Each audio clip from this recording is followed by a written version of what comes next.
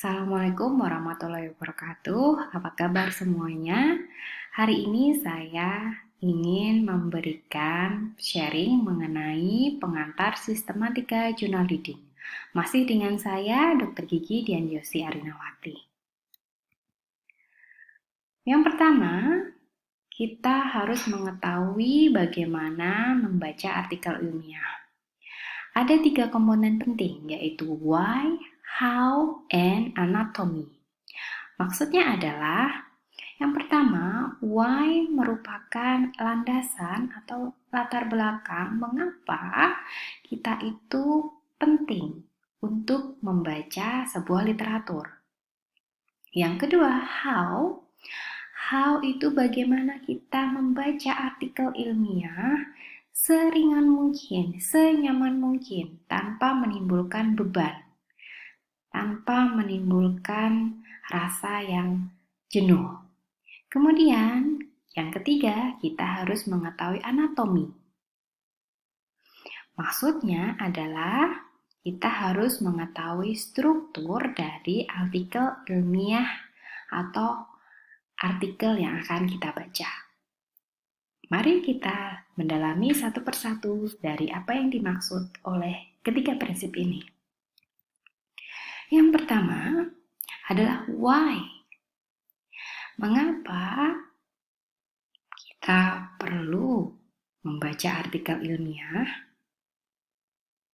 Ada beberapa alasan mengapa kita lebih memilih artikel ilmiah dibandingkan dengan buku. Salah satunya adalah artikel ilmiah merupakan bahan bacaan yang up to date dibandingkan dengan buku. Artikel ilmiah berisi tentang informasi terkini, yaitu dari tahun-tahun yang mungkin berkisar 5-10 tahun. Selain itu, artikel ilmiah berisi tentang prosedur, bagaimana melakukan penelitian, material dan metode yang bisa kita tiru, yang bisa kita replikasi. Apabila artikel ilmiah itu berisi tentang treatment kepada pasien, maka juga bisa kita tiru bagaimana dosisnya, kemudian mekanisme nada dan sebagainya. Hal ini berbeda dengan buku, yang mana biasanya buku menyajikan hasil tanpa menyebutkan proses atau prosedur. Selain itu, penulisan buku biasanya sudah melalui proses yang panjang. Ada review, kemudian ada editing, sampai buku itu diterbitkan. Sehingga informasi yang disampaikan pun atau yang ditulis dalam buku bisa lebih dari 5-10 tahun yang lalu. Jadi sudah jelas ya kenapa kita lebih memilih artikel ilmiah dibandingkan buku, yaitu ditinjau dari segi up to date dan replikasi apabila kita ingin melakukan hal yang sama. Kemudian kita harus tahu bagaimana membaca artikel itu senyaman mungkin, membaca artikel se-happy mungkin. Bagaimana caranya? Nanti akan saya sebutkan di belakang. Kemudian kita harus mengetahui structure atau anatomi dari jurnal ilmiah. Secara umum, anatomi dari jurnal ilmiah itu pasti tersusun atas beberapa komponen di bawah ini, seperti abstract, introduction, material and method, result, discussion, dan reference. Untuk jurnal jenis apapun, apakah itu jurnal original article atau research article, kemudian systematic review, ataupun case report, apapun short communication, memang mempunyai anatomi yang berbeda karena jenis artikelnya berbeda. Tetapi secara umum, isi dari artikel-artikel tersebut kurang lebihnya seperti ini. Oke, mari kita next bagaimana tips membaca jurnal artikel. Yang pertama, kita harus mempunyai langkah persiapan sebelum membaca. Siapkan amunisi. Yang pertama yaitu siapkan kamus ilmiah. Bisa bentuk buku ataupun bisa dalam bentuk dictionary online atau kamus online yang bisa kita akses melalui internet. Untuk link di mana kita bisa mengakses internet kamus online akan saya sertakan di description box di bawah ini. Yang kedua adalah siapkan buku catatan. Karena dalam membaca naskah ilmiah, kemungkinan kita akan menemui terminologi yang kita tidak mengerti, kita tidak tahu. Maka perlu kita buat catatan-catatan. Yang ketiga adalah apabila kita sudah membaca artikel tersebut, jelaskan atau sharekan info tersebut ke teman. Karena dengan kita men-share info tersebut ke teman, kemudian akan ada feedback yang akan membuat kita mendalami. Apabila kita tidak tahu hal-hal yang ditanyakan oleh teman, maka kita akan tertrigger untuk mencari atau penasaran apa sih yang dimaksud, sehingga akan membuat kita mengerti lebih dalam dari isi artikel ilmiah tersebut. Oke, langsung saja. Berikut ini merupakan tahapan membaca artikel ilmiah. Yang pertama adalah baca sepintas atau kita skim. Yang pertama, baca judul, kata kunci, dan abstrak. Kemudian, screening naskah tanpa membuat catatan. Yang ketiga, lihat tanggal publikasi, jurnal terbaru lebih relevan. Yang keempat, catat semua istilah yang tidak dimengerti untuk dicari lagi selanjutnya. Tahapan yang kedua yaitu membaca kembali. Dengan langkah 1, masalah apa yang ingin diatasi? Apakah penemuan ini didukung oleh evidence? Apakah penemuan ini unik dan didukung oleh penelitian lain pada bidang ilmu yang sama? Kemudian berapa jumlah sampel? Apakah ini mempresentasikan populasi yang besar? Apakah penelitian ini bisa diulang atau direplikasi? Kemudian faktor apa sajakah yang dapat mempengaruhi hasil? Setelah kita membaca kembali, maka langkah selanjutnya yaitu kita melakukan interpretasi. Yang pertama, periksa grafik dan tabel secara hati-hati.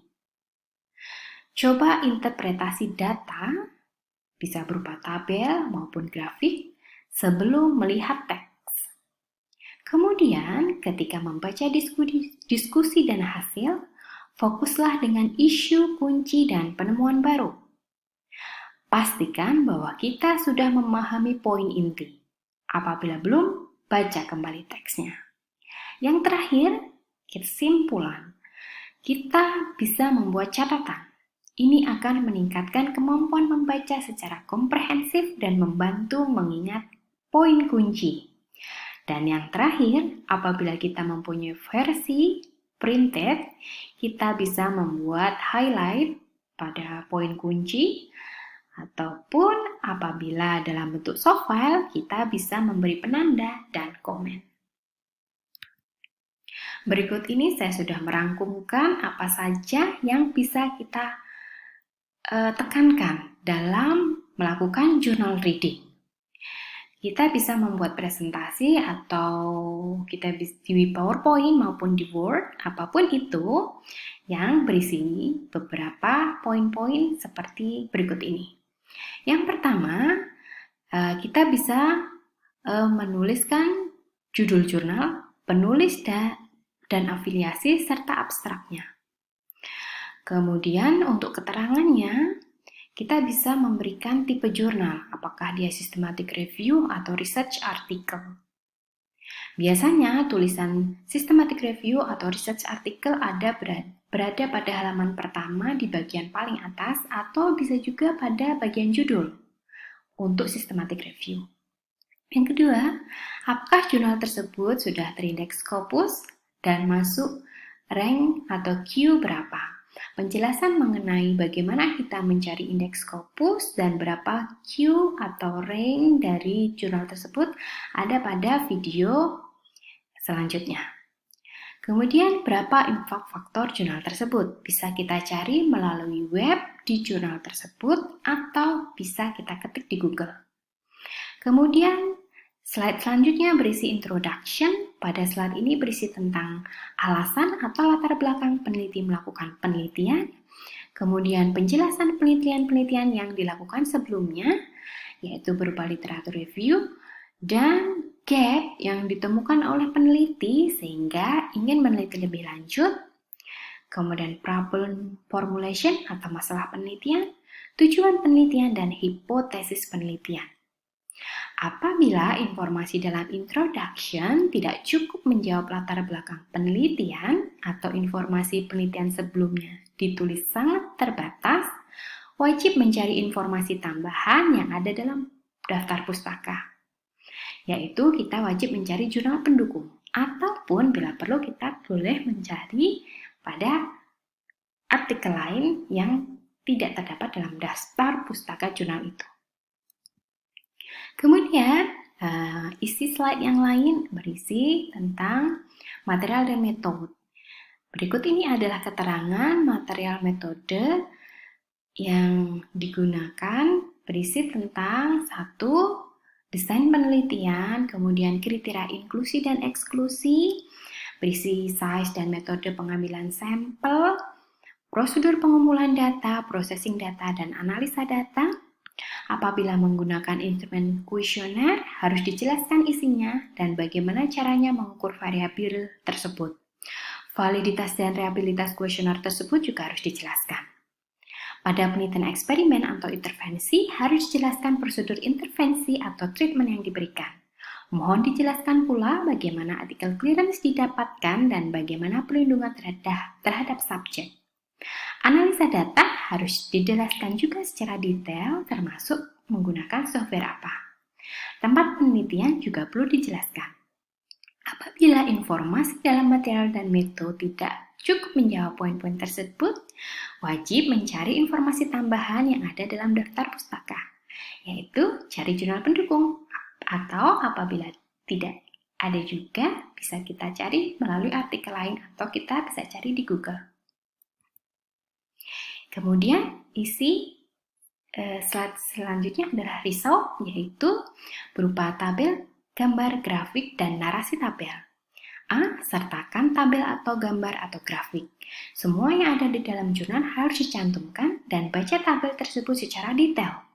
Kemudian nilai average atau mean dan standar deviasi mohon diperhatikan dan dijelaskan.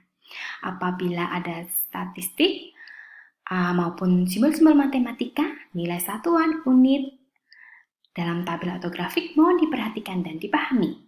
Kemudian, cocokkan kesesuaian antara tabel, gambar, grafik, dan narasi. Apabila belum paham maksud dari tabel, gambar, grafik, analisa statistik maupun simbol matematika, mohon dicari artikel pendukung untuk membantu menjelaskan atau memahami hal tersebut. Bisa dilihat dari daftar pustaka atau artikel lainnya, atau kita bisa lihat di Google. Yang selanjutnya berisi discussion, yaitu menerangkan hasil yang diperoleh dalam studi ini dan dibandingkan dengan hasil-hasil penelitian sebelumnya. Apakah hasil tersebut menjawab hipotesis penelitian? Jelaskan apa persamaan, perbedaan, dan penemuan unik yang ditemukan dalam penelitian atau studi ini.